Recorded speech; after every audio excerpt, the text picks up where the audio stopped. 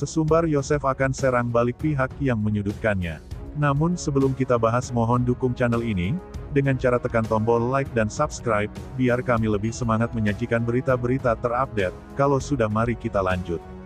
Menjelang terungkapnya kasus pembunuhan ibu dan anak di Subang, saksi Yosef Hidayah mendadak beri peringatan keras. Yosef yang merupakan suami korban Tuti Suhartini dan ayah Amalia Mustika Ratu berseru akan menyerang pihak-pihak yang selama ini menyudutkannya.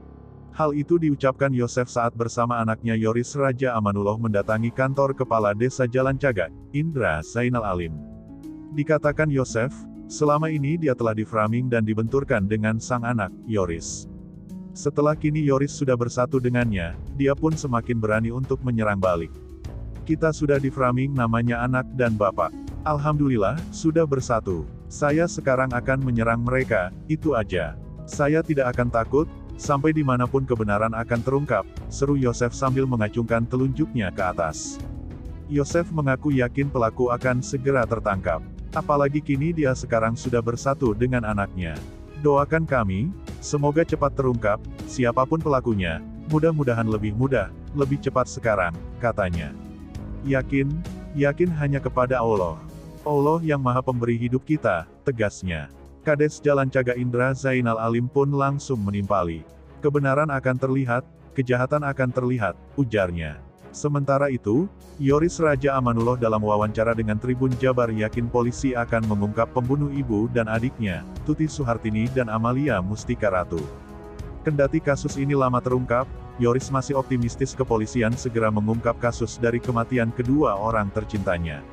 Saya masih optimistis, pastinya kasus bakalan terungkap. Polisi mungkin masih terus bekerja sampai sekarang, ucap Yoris kepada Tribun Jabar saat dihubungi melalui sambungan seluler. Meski sudah tidak ada lagi agenda pemanggilan dari saksi-saksi kunci oleh kepolisian, Yoris menganggap polisi masih menggunakan kekuatan penuh untuk mengungkap kasus tersebut. Harapan masih sama, tidak ada yang berubah pokoknya, saya sama Papa Yosef masih satu misi, katanya. Sebelumnya, Kepala Desa Jalan Cagak Indra Zainal Alim, membuat video yang seolah memojokkan saksi Muhammad Ramdhanu alias Danu. Indra Zainal Alim melalui akun YouTube Indra Zainal Channel kembali mengulik pengakuan Danu tentang kejadian pembunuhan itu, lalu menuliskan asumsinya dalam video tersebut. Di antaranya terkait pengakuan Danu ketika pagi-pagi Yosef datang ke rumahnya untuk mengabarkan bahwa Tuti dan Amel diculik. Saat itu, Danu segera bangun dari tidurnya dan langsung menuju ke TKP. Di rumah TKP Danu melihat sudah ada Yosef Hidayah dan warga. Danu juga mengaku sempat masuk ke dalam rumah untuk melihat area kamar hingga pintu belakang. Dia juga sempat melihat rumah acak-acakan dan darah di TKP. Setelah itu dia keluar diikuti Yosef. Selesai menceritakan hal itu, Danu lalu mengaku mendengar perkataan warga bahwa jenazah ada di bagasi. Hal inilah yang disoroti Indra Zainal. Keterangan yang lain hanya kaki, tapi keterangan Danu jenazah, tulis Indra di videonya. Setelah itu Danu lalu melihat Yosef melongok ke mobil dan Danu meyakini kalau Yosef melihat Amel dan Tuti di dalam mobil. Ini lagi-lagi menjadi catatan Indra. Dari cepatnya Danu datang, masuk keluar TKP sudahkah tim Inafis datang. Sampai Danu meyakini jenazah Amel dan Bu Tuti di bagasi, sedangkan keterangan warga dan Pak Yosef hanya terlihat kaki, tulis Indra lagi.